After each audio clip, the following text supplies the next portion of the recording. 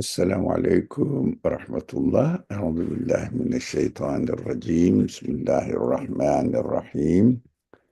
رب اشرح لي صدري ويسر لي أمري واحلل عقدة من لساني يفقه قولي واجعل لي وزيرا من أهلي هارون أخي اشدد به أزري واشرك في أمري كي نسبحك كثيرا ونذكرك كثيرا إنك كنت بنا بصيرا.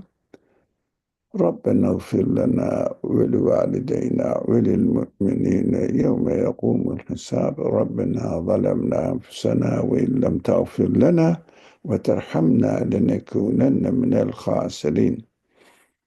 لا حول ولا قوة إلا بالله العلي العظيم. اللهم علمنا ما ينفعنا وانفعنا بما علمتنا وزدنا علما وارنا الحق حقا وارزقنا اتباعه وارنا الباطل باطلا وارزقنا اجتنابه. وصل اللهم على محمد وعلى آله وأصحابه وأتباعه وسلم. الحمد لله رب العالمين. And it is your turn now to introduce Okay. the subject and I'm summarize ready. it. I'm ready. Please go ahead. Okay. So last week we reviewed again the understanding of this term recompense. It's an important word that we understand exactly what it means. So if I'm a person in pain and I'm patient, I will not complain. And therefore I will be recompensed. But the question is how can that be if the pain has not gone away? And the answer lies in understanding that the Creator is educating us in such a way that I have to physically experience need. I am practicing that I'm needy whenever I feel pain or discomfort. I have to physically experience that need.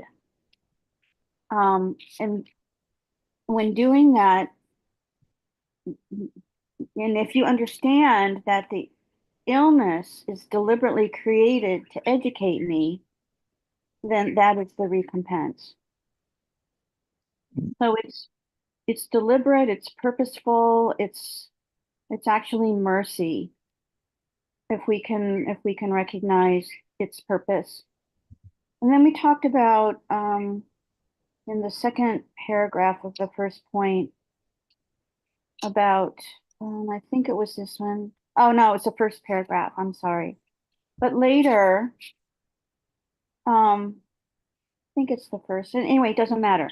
But later, when the worms generated by his wounds, by Job's wounds, penetrated to his heart and his tongue, which is the seat of remembrance of God, he feared that his duty of worship would suffer. And so he said in supplication, not for the sake of his own comfort, but for the sake of his worship of God. So his there was spiritual harm that he needed release from. So therefore, when my pain causes spiritual harm, then we can say Job's supplication, which is, "O my sustainer, indeed, harm has afflicted me, and you are the most merciful of mercifuls." And then I think that brought us to the first point.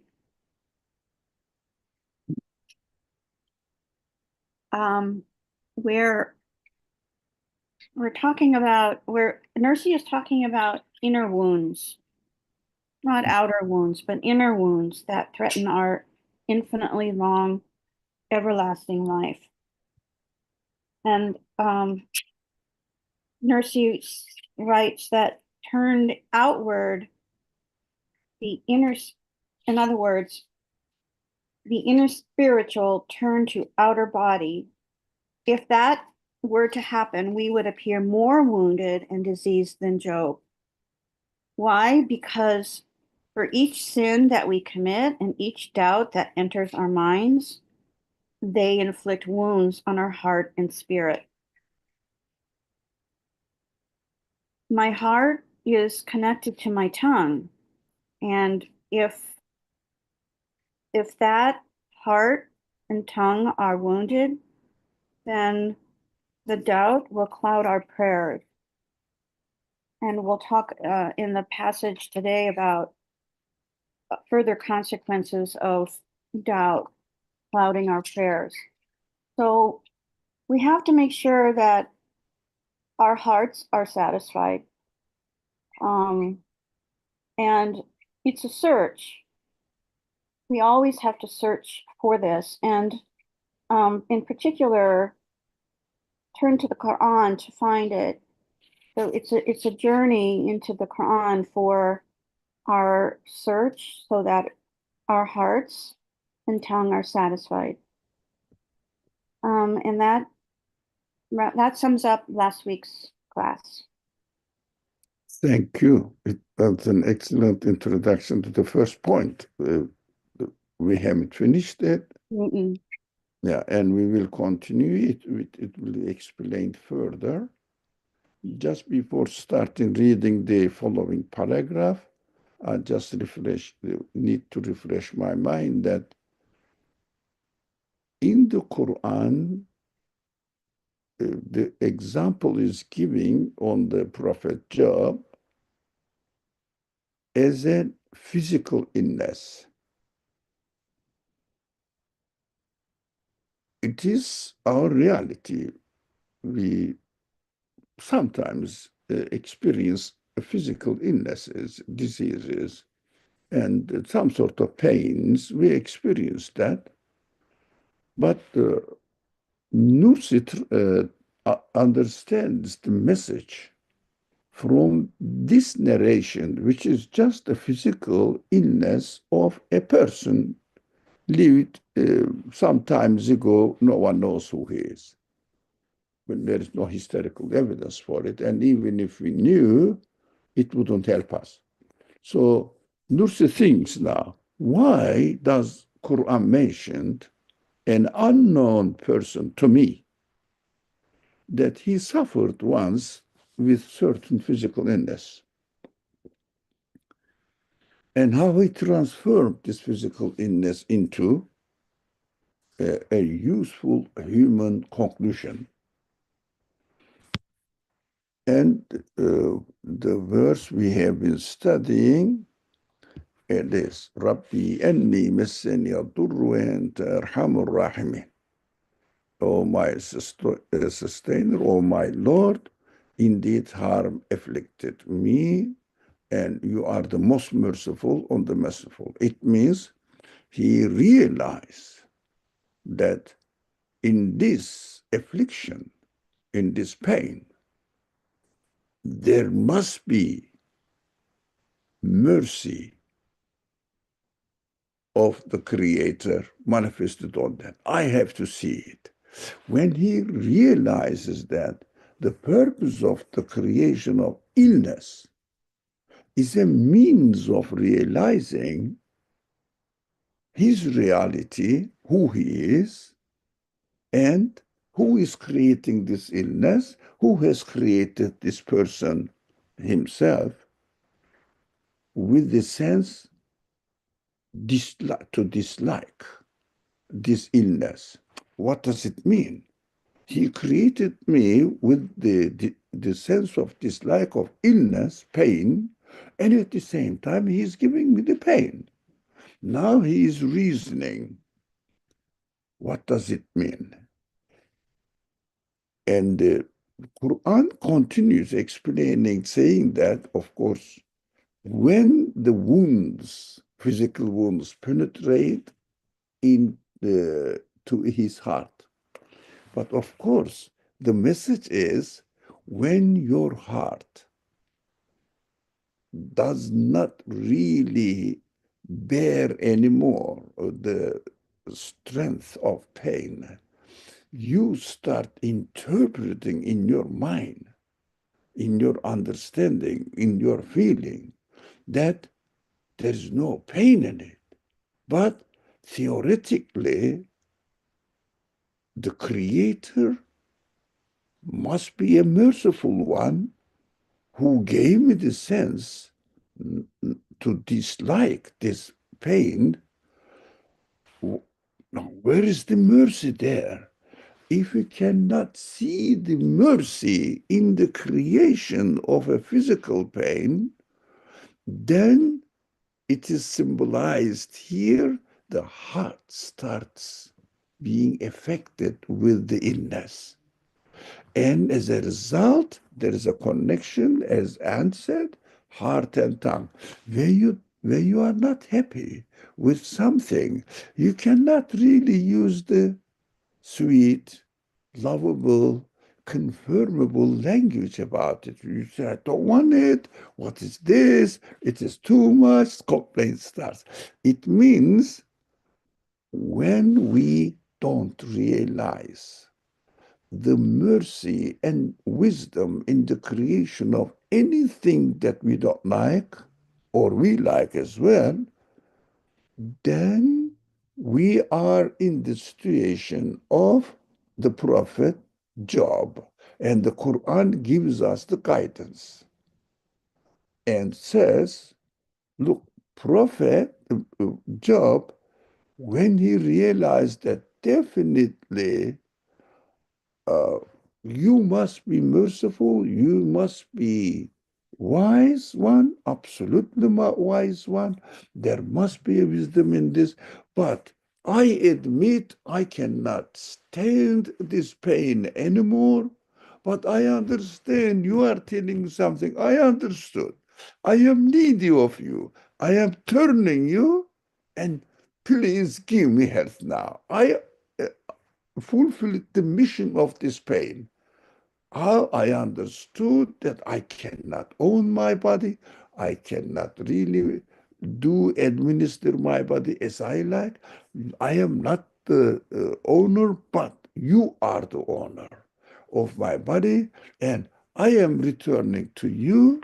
That is repentance, and saying that, declaring that you are the one who really owns my being, and please, I understood that you are teaching me, you are educating me here. I got the result, I got the message. Thank you. Take it away from me. Now, this is how the Nursi interprets the verse, which is very applicable to our daily life now, and we can use it for ourselves when we face in trouble, when we face anything that we don't like. That is the teaching. And we got the lesson and said, now, when I am in trouble with anything, which is always the case somehow, one way or another, not necessarily only physical pain, but in other ways, something happens that I don't like, etc. So this pain is caused by something unpleasant happens, created for me. So Nursi says, then let's come to our reality. Do we have to wait for a creation of physical pain or something disastrous? Or do we always have it already within ourselves that we should realize we are already ill. We must be in pain, but we don't realize. Now he turns the page to me, to you, to everyone here. So he says, now, who can claim that in this world he is sinless? He has no doubt about its purpose of existence. Look at, we can, our tongue can say, no, no, no, I don't doubt about you, Allah, God. That is fine. But when something happens, we go out of control. But whatever happened is created by God. When I am not happy with it, and not that I don't like it, but it doesn't mean that I should be unhappy with its creation. I should dislike it if something happens which really them I should dislike it, but at the same time, there must be mercy in the creation of this event. What is the creator telling me here? We have to do this. But do we do? I don't. Do we really practice anything when something happens that I don't like it, that there's a mercy in it, there is wisdom in it. Let me see about it, or just unconsciously and not deliberately, definitely reacted. So these are the means that we may find ourselves in doing something wrong, which is expressed in the religious language, sinning. Now, let's see, there is a psychological analysis of sinning. First, creation of sin, and the psychology of sinning, and the result of the sin. There is, I am going to analyze myself because I don't think anybody can claim that we are free from sinning. So we are there. We have to see what is the effect of sin now. This is a very delicate psychological analysis we are going to read now. Inshallah, we will carefully follow it. Please, uh, if you don't mind, we can start reading now. Yes. Bismillah. Sin, penetrating to the heart, will blacken and darken it until it extinguishes the light of belief. Within each sin is a path leading to unbelief. Unless that sin is swiftly obliterated by seeking God's pardon, it will grow from a worm into a snake that gnaws on the heart. Now, now, of course, we know this is, I bolded it up. So the sentence says, excuse me, Anne, would you like to say anything about this paragraph? No, go ahead, please. Anybody? Now, let me share my thoughts, reflections on it. Now, sin penetrating to the heart, we understood that penetrating to the heart means we start complaining, not being happy with the creator of this event, and not being aware who I am in this world. This really has an effect on my belief and my connection with my creator. So blackens and darkens the heart until the light of belief disappears. So it's the sentence says, the bolded sentence says, which each sin, within each sin, there is a path leading to unbelief. We will study this, and as will be explained below. Now, then the following sentence says we have to really obliterate it by seeking pardon. It means, I had the wrong attitude. But I think we have to talk about just a little bit, although we cannot really go into deep analysis of Islamic thought or scholars, what did they say? There are some, although minority scholars, they say if someone does something wrong and or right, it is a part of their belief. That's a technical information. Just to get to know that these are the extreme sides so that we are going to read an excellent solution for this problem that the classical scholars struggled to solve. So we will see. Now, some certain category of scholars, as I said, these are minorities, said the actions, sinning or doing something, is an essential part of belief. Now, there is a direct definition in the in belief, including action, which means if someone doesn't pray, it means he doesn't believe in God as the one who should be worshipped. Reflection of his belief.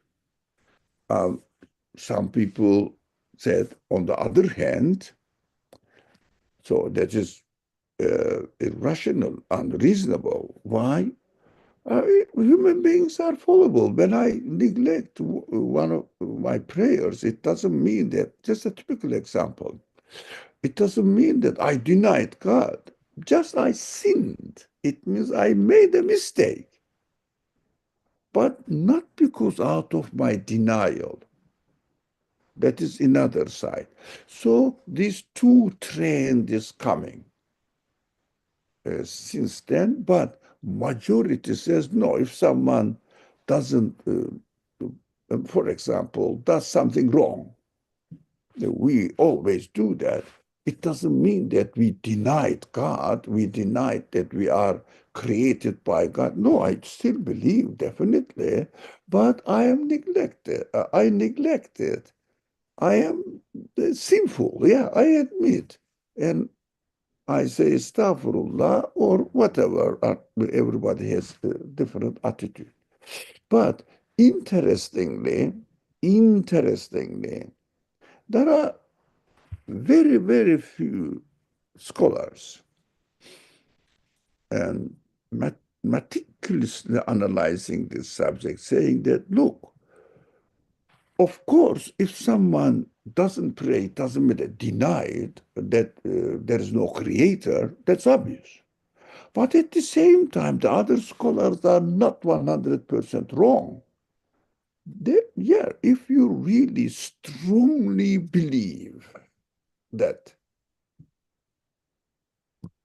uh, everything must be performed as God willed. If I don't do it, it means I don't believe in God. That is extreme idea. That is obvious. But at the same time, there is a link between them. So it is technical term is this. Action is not a part of belief, one side. The other side, action is a part of belief, another extreme idea. Of course, these are the preliminary thinking of Muslim scholars to understand the subject. These are the beginnings, initiators of the subject. So we don't really accuse them doing something right or wrong. So these are just uh, trying to understand what reality is. But Nursi says, and of course, accompanied with a very small minority of scholars, says, yes, there is a link between belief and action. For example, I will give you an example. If you see that, definitely you heard a screaming person saying that fire, fire, coming to your room, run away from there, go out of it. If you are sure that really there is a fire, something smelling, maybe heat you see, or some sign of fire, can you stay there? Are you sure that you believe there is a sign? Okay, can you stay here in the room saying that the fire didn't affect me anymore, not yet. So why should I bother? You believe it, sure that there is a fire. Can you stay there or run away? Try to run away. Run away. No, obvious. Huh. But at the same time, that is the claim of the people. They say if someone believes in God really, then he would never neglect or he would never sin. He is absolutely sure, but we cannot be sure always. We are always involved with negligence. So, but at the same time, if someone doesn't really deny God, but at the same time uh, neglect some of his responsibility as a worshiper of God, then if he keeps neglecting it, what will happen? Now, that is why Nursi is going to make an interesting psychological analysis. Within each sin, there is a path leading to unbelief. Not a part of it, not totally independent of it. Now, how it works, we have to really see that it is so interesting in order to check ourselves and which kind of attitude we should have towards sinning. So that how can I really solve this problem of sinning and really trying to restrain myself from falling into sinning. So he will give a very, very interesting and convincing analysis here. I am waiting for now to hear it. If there is no comment, we can continue to read. Okay. Bismillah. For example, a man who secretly commits a shameful sin will fear the disgrace that results if others become aware of it. Thus, the existence of angels and spirit beings will be hard for him to endure, and he will long to deny it, even on the strength of the slightest indication. Now, the one who is doing something wrong, stealing. For example, you are speeding on the highway. What do you wish? You are speeding. Oh, you hope nobody catches you. No, no police or this, how do you say, photo. Yeah, right. I wish there was no. Yeah? Isn't that very human? Mm, of course. Now, when somebody does something, well, that's small things, shameful sin, he said, a shameful sin, a bit really serious sin. This person's heart is inclined, wishes that no one should saw it. No one saw me now. So it will be just forgotten completely. He starts wishing this. And this wish goes to what? Angels should not record it. Now, it means the photo something should not record it, or the police should not notice it. Uh, isn't that true? That's how human psychology works. Well, I have a question, Yeah, and it's going to get down into the next paragraph as well. yeah. The delineation between a shameful sin, a major sin, versus the opposite. Mm. In other words, is Nursey trying to make shades of distinction between different sins? Because, and also, he's not defining shameful sin and in the next paragraph, major sin. Can't he just, why doesn't he just say sin without the, um, without saying major or shameful? No, Because then you begin to wonder, well, what is that? no.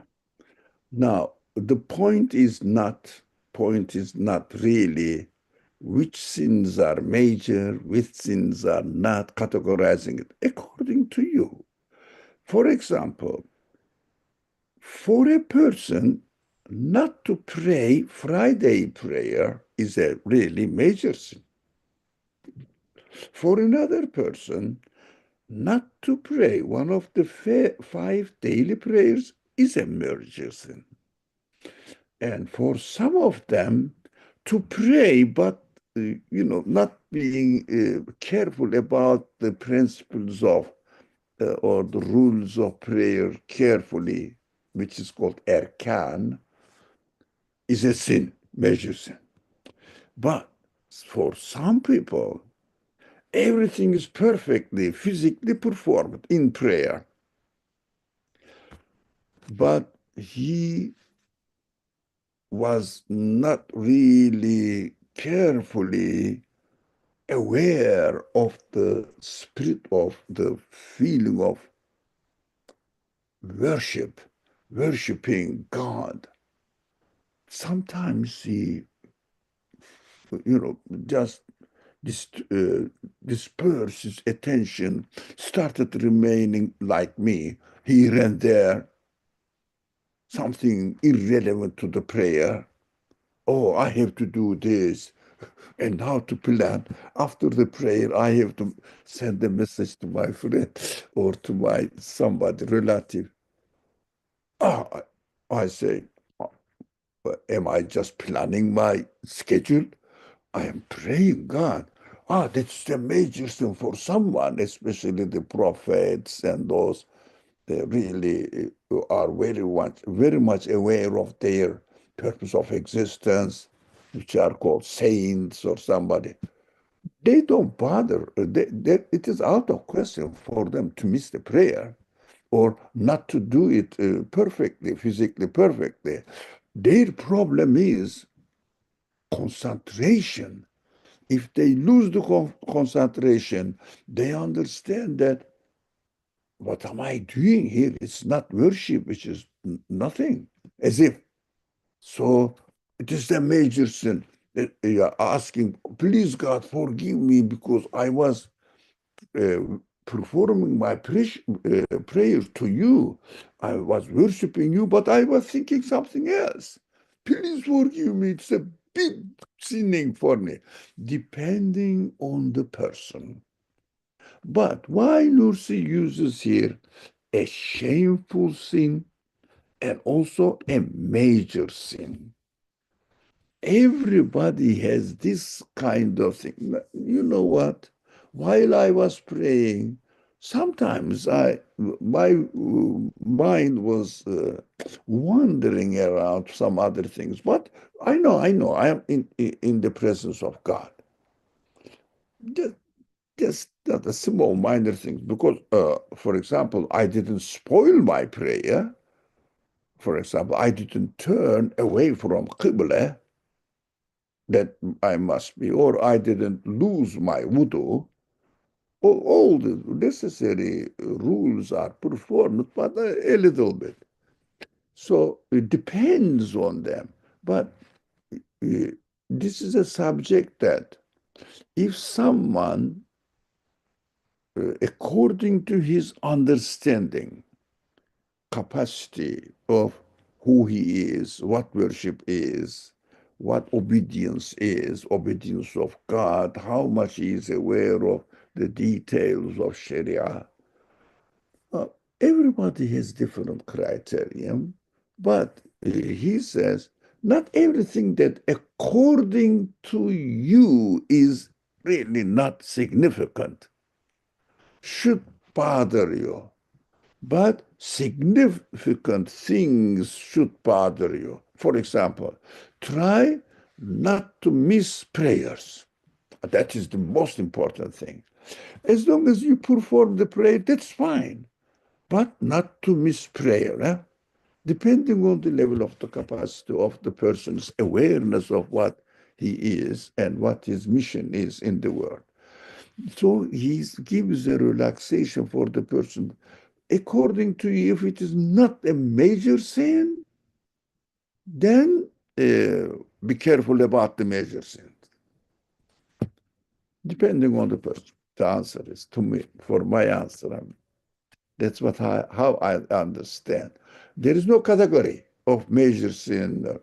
There is category narrated in hadith narrations, but we are not talking about this, killing people, committing adultery, and abuse, serious matters, consciously lying, uh, and neglecting the prayer in general, not fasting, for example, not giving to charity zakat.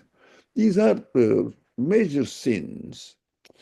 We know that, for example, using blasphemous language about God, these are major sins. Of course, the most important major sin is committing or assigning the qualities of the creator to something created. This is the unforgivable sin. So it means he denies God.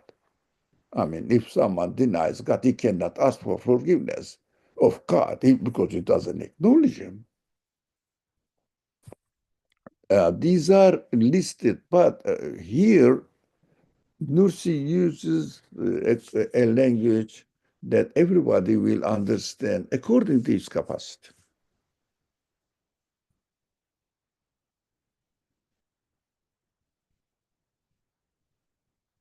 Any more? Oh, that's very helpful. Thank you.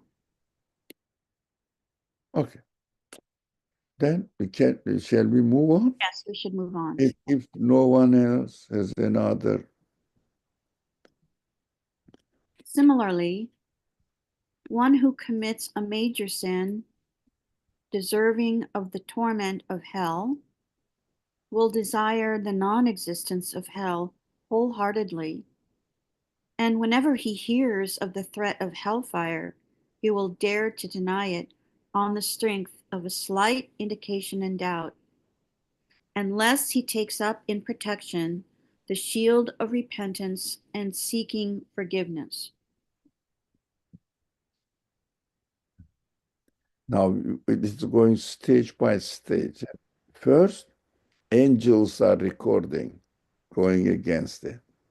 Now, trying to, there should be no angels and looking for an excuse to justify his wish.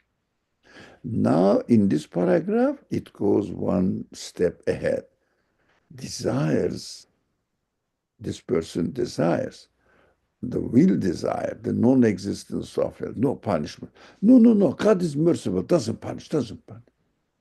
So, hell, no, no, no, no hell, no hell. Everything is paradise. Start step by step, step by step. So, he takes up in protection to shield of repentance and seeking forgiveness.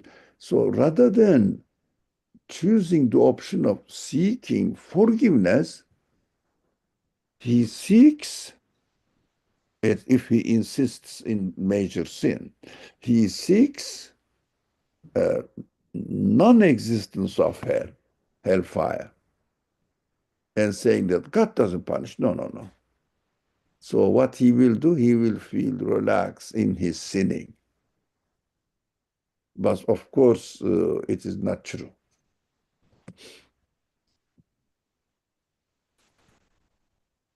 Should I continue?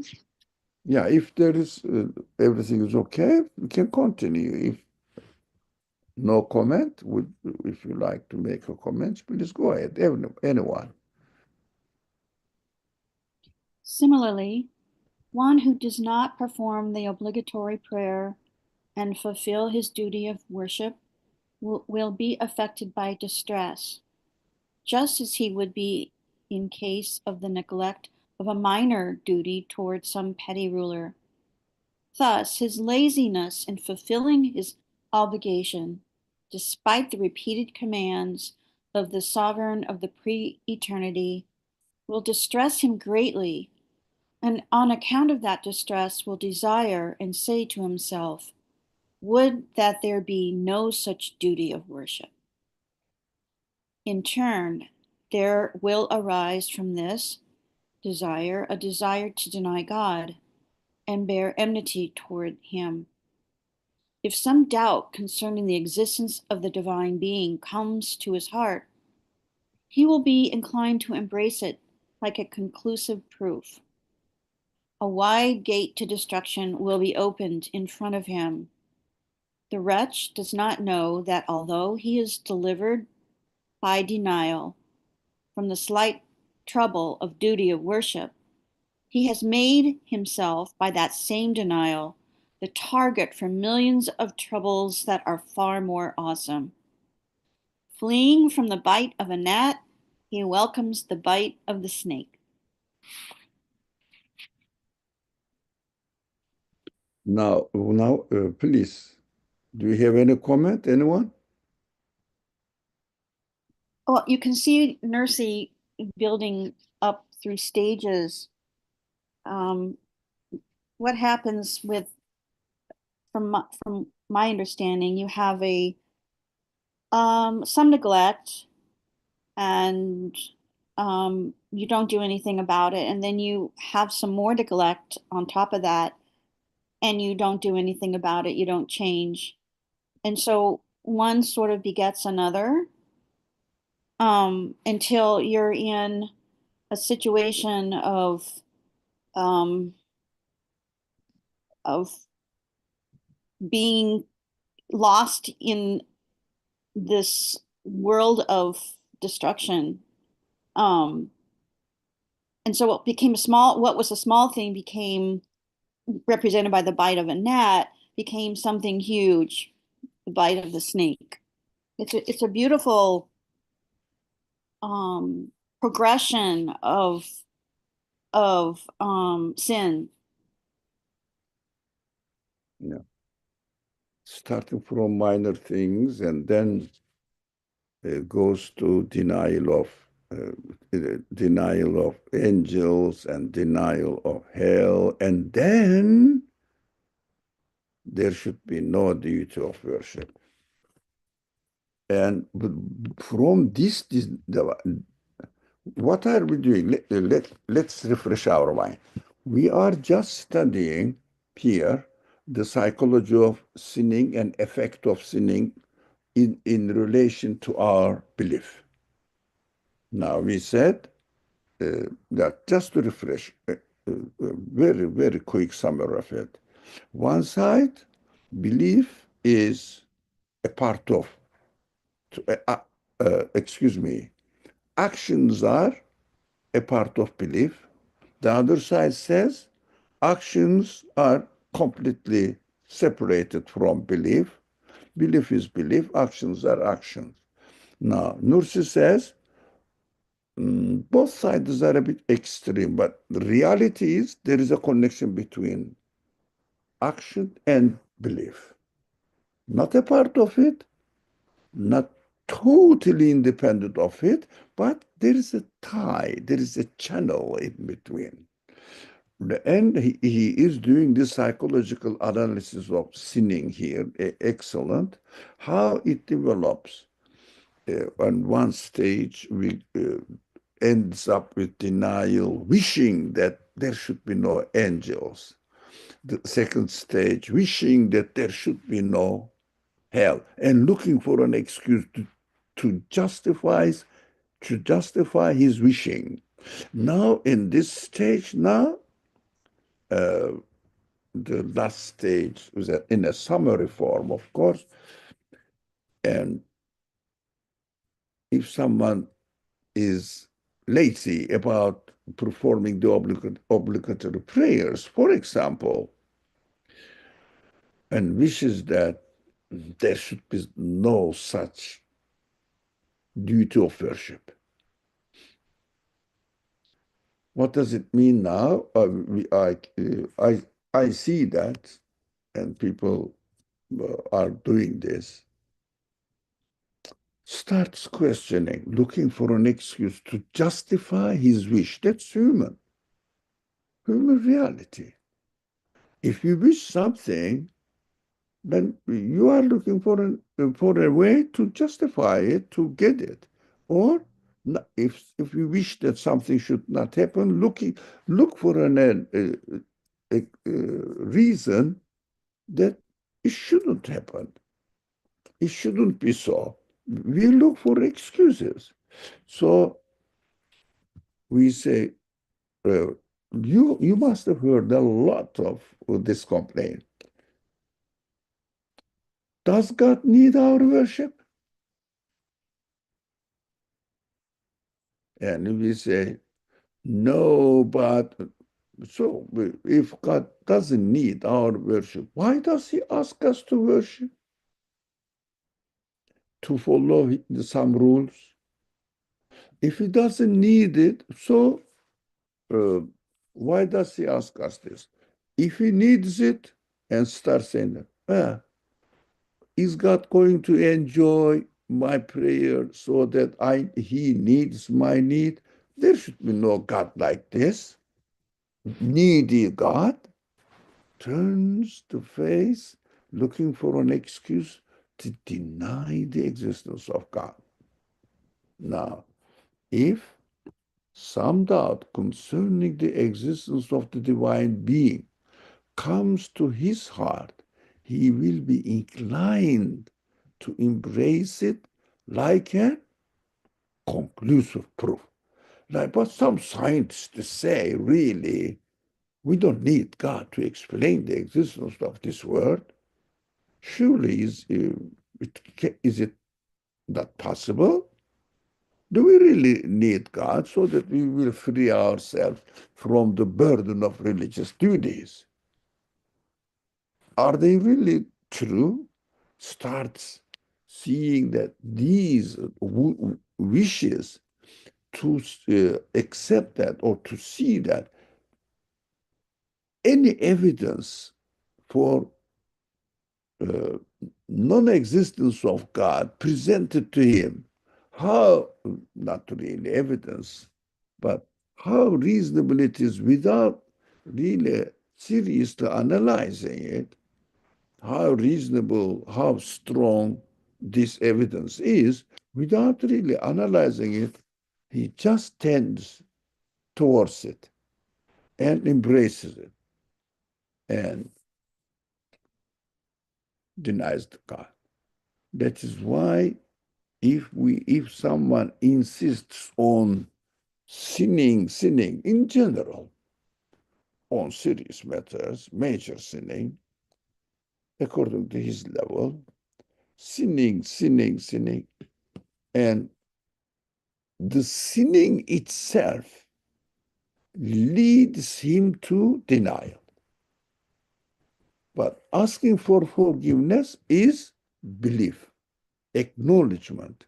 That's why asking for forgiveness is the solution, rather than looking for an excuse and falling into despair. So in the following passage, we will see the importance of patience, not to fall into despair, and the solution for it. This part that we are reading, or all of it, but especially this part, is excellent psychological human or the excellent analysis of human psychology, how it works, when we have to be aware of how we are made up of, so that we have to be careful rather than wishing something that uh, we gave the example, yeah. When you are speeding up, you wish that there should be no police. You say, no, the police is necessary. I experienced what I said. The police stopped me for some reason, not speeding for some reason, but doesn't matter, still something illegal. And he said, look, what you are doing here, do you think it's right? No. So do you think you deserve something? Something like I said. So don't say that I am a harsh person. I said, no, I know you are just working for our benefit. He really liked it. Huh? Yeah. Well, so I wouldn't blame you at all. Why should I? Because I was doing something wrong and you are correcting me for my benefit. So that I shouldn't put my life into danger. He really liked it. He said, okay, go. So, so anyways, it was an excellent experience in my life.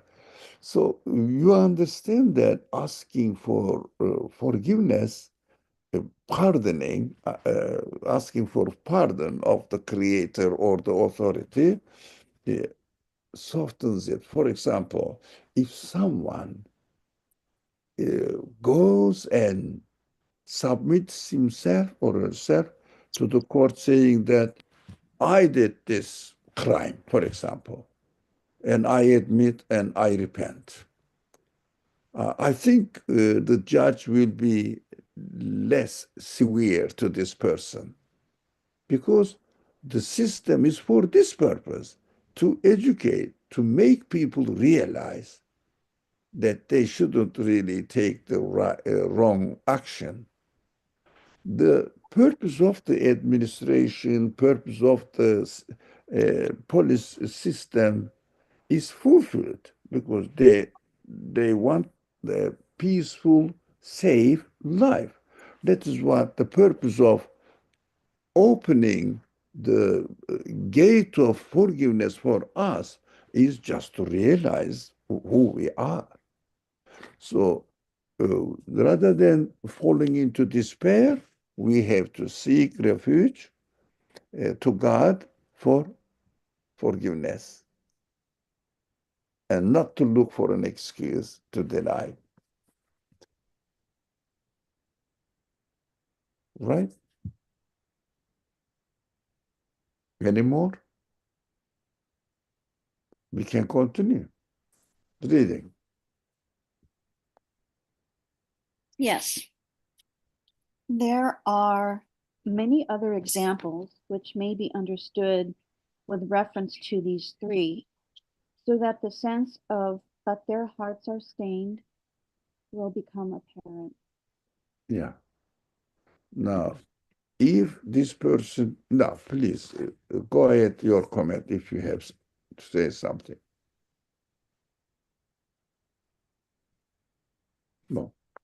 Now, No, I think it's pretty clear that um, uh, these three examples, I think, make show how the heart becomes stained and the path to destruction then widens. now, in the Quran, although it was my mistake. Uh, the text bel rana ala qulubihim, it says. But in the Quran, let me search for it because if we have a few minutes for it uh, to end the subject today.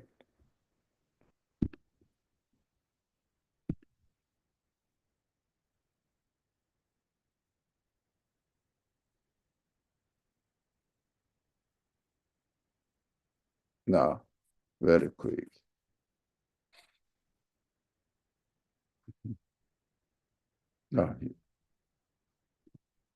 Here is the original. You see, right?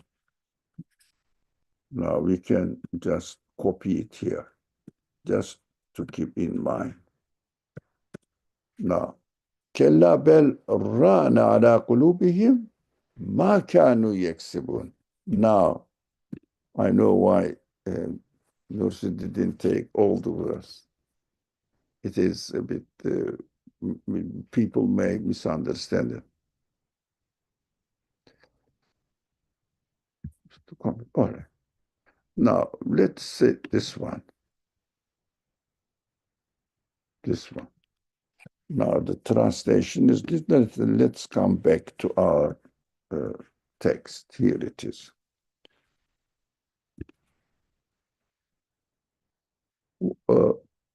We will explain it. If it is not explained, the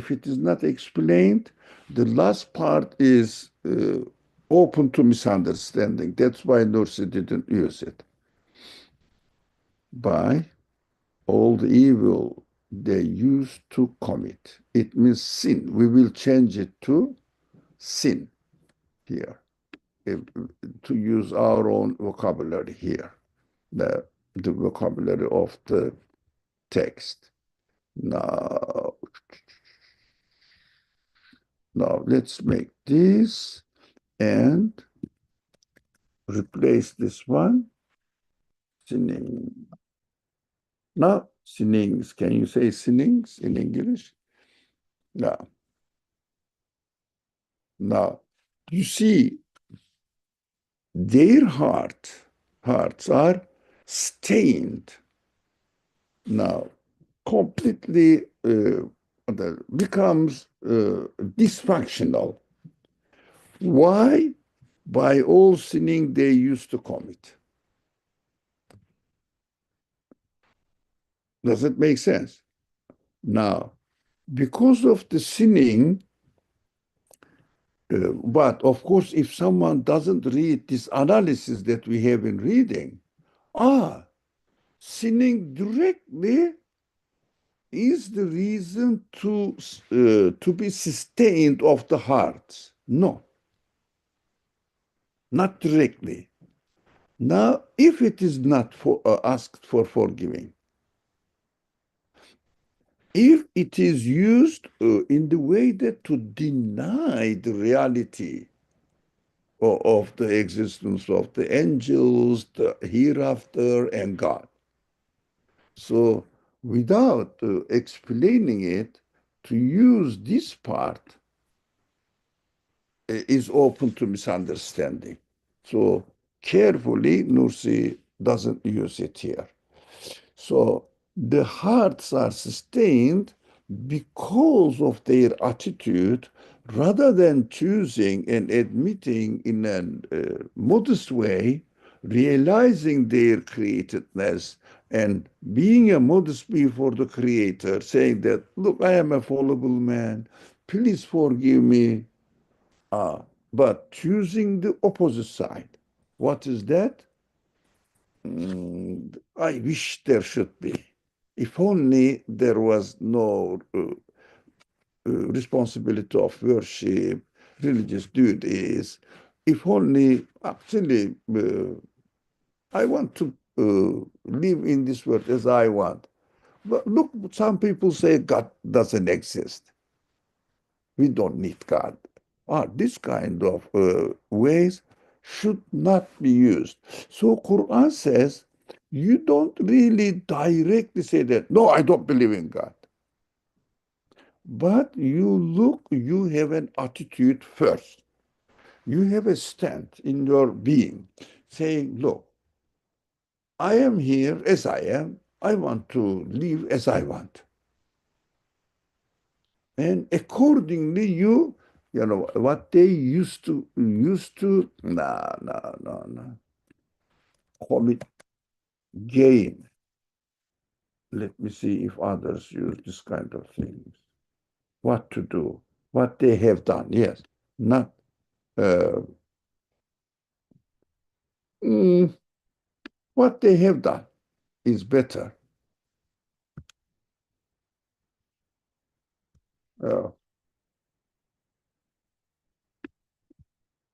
by what they have done is better.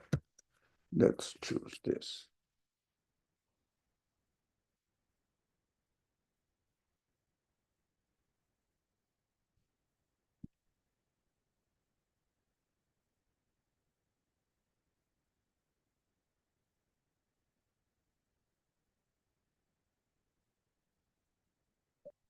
Rosa.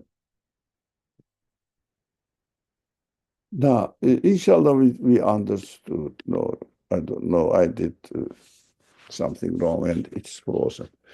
So we understand that, although Quran is also deliberately uses that belran ala qulubihim, and their hearts are being stained because of their disbelief. No, Quran doesn't say that. Because what they have done.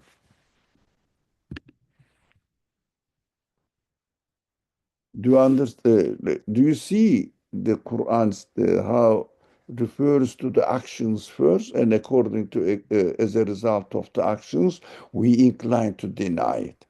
That is why we say, if I don't want to admit that I am a created being, I need. Uh, if I admit that I am a created being, I incline to deny it and look for an excuse to deny God. But if I am modest and accept my reality, and I know that I need to be created, so such a perfect creation cannot happen by itself. Well, I know that. And if I have this attitude, yeah, I need to be created, I look at the universe and easily understand that the universe also needs to be created. Since as a human being with consciousness, intelligence, all sorts of feelings, and free will needs to be created, the other things definitely need to be created. Reflection of one's own description of his reality on the creation of other things. Not that people look at the universe and deny or confirm God. It starts from within, how I describe myself. And then accordingly, we conclude about the reality of the existence of the universe outside of us there. So exactly, our attitude must be checked first. Which kind of attitude I have towards my reality. So I think if you like to say, please go ahead. Otherwise, we can stop here. I think the second point is my computer frozen. So the second point is the point we will start next week, inshallah. Thank you.